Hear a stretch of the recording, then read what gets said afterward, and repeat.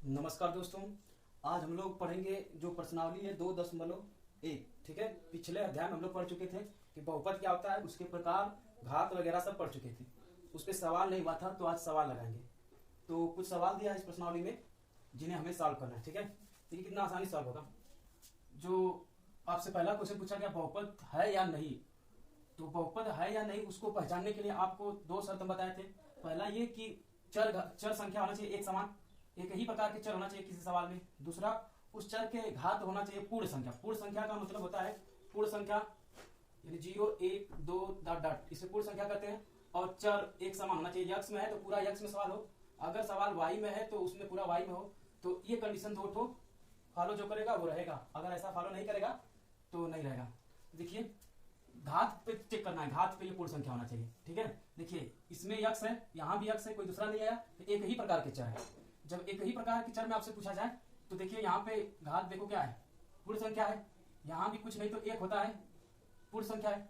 और यहाँ पे नहीं है, 0 लिख सकते हैं, एक्स 0 करके लिख सकते हैं। तो कुल मिला जुला के हम कर सकते हैं ये पूर्ण संख्या है इस पे, तो हम कर सकते हैं। और एक प्रकार का चर है तो दोनों फॉलो कर रहा है, इसलिए ये क्या है, बहुपद है।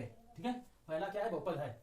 दूसरा आपसे पूछ रहा है कि क्या ये बहुपद है, तो दो कंडीशन, चर एक समान होना चाहिए, यक्स में हो या तो पूरा वाई में। तो हम देख रहे हैं कि वाई में सवाल है। ठीक है, और इस चर क्या होते हैं, एबीसीडी वाले होते हैं। तो इसके घात पे देखो क्या होते हैं, क्या ये दो है, दो क्या है, पूर्ण संख्या है, पूर्ण संख्या के अंतर्गत आता है, तो इसलिए ये भी क्या है, बहुपद है।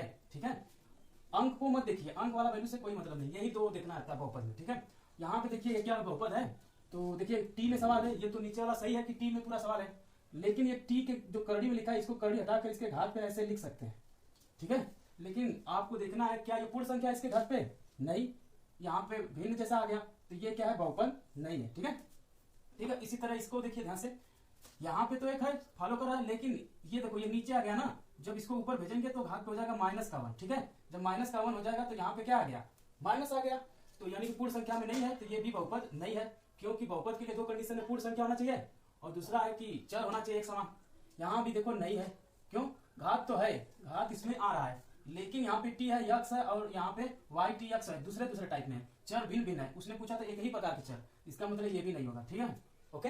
अब दूसरा सवाल देखिए, गुणांक, और वो भी किसका निकालना है, एक्स स्क्वायर का गुणांक निकालना है। एक्स स्क्वायर का गुणांक कैसे निकालेंगे, देखेंगे किस सवाल में एक्स स्क्वायर है। जहां भी एक्स स्क्वायर रहेगा वहां पे क्या करना है आपको, उसके आगे वाला जो वैल्यू होता है उसी वही उसका क्या होता है, गुणांक। देखिए आगे वाला वैल्यू का मतलब इसके मल्टीप्लाइंग में, यहाँ पे कुछ नहीं तो एक है ना, तो एक है तो इसके आगे क्या है, संख्या तुरंत, जस्ट तुरंत गुणा में, तो एक है गुणांक मतलब गुणा में होना चाहिए, एक है इसके आगे, तो इसका क्या हो जाएगा, इस वाले का आंसर क्या आ जाएगा, इसका आंसर हो जाएगा एक प्लस का एक गुणांक होगा। ठीक है, और इसमें चेक करना है दूसरे वाले में, तो यहाँ पे देखिए ध्यान से, यक्स स्क्वायर है। ठीक है, यक्स स्क्वायर का ही पूछा था, इसके आगे कुछ नहीं तो क्या है, 1 है, तो यानी कि इसका आंसर हो जाएगा -1। ठीक है, अब ध्यान से देखिए, इसमें पूछा है यक्स स्क्वायर का, तो यहाँ पे क्या हो जाएगा, π/2 आंसर हो जाएगा। ओके, अब यहाँ पे ध्यान से, इसी तरह यहाँ भी देखिए, यहाँ पे तो यक्स स्क्वायर है नहीं, तो इसका मतलब क्या हो जाएगा, यहाँ पे शून्य हो जाएगा, 0, क्योंकि यहाँ पे है ही नहीं यक्स स्क्वायर। एक्स का पूछता है, एक्स का ओनली, तो इसके आगे वाला देखते तो -2 हो जाता। ठीक है, लेकिन हमसे पूछा गया यक्स स्क्वायर का ओनली, तो हम यक्स स्क्वायर का निकालेंगे। एक्स का पूछता तो एक्स का देखते, तो एक्स का 1 हो जाता यहाँ पे, यक्स क्यूब का पूछता तो 1 हो जाता, तो हमें बस केवल स्क्वायर का निकालना था, तो ये आंसर आ जाएगा इसका। अब देखिए आपसे क्या पूछा, 35 घात के द्विपद का और 100 घात के एक पद का उदाहरण लेना है।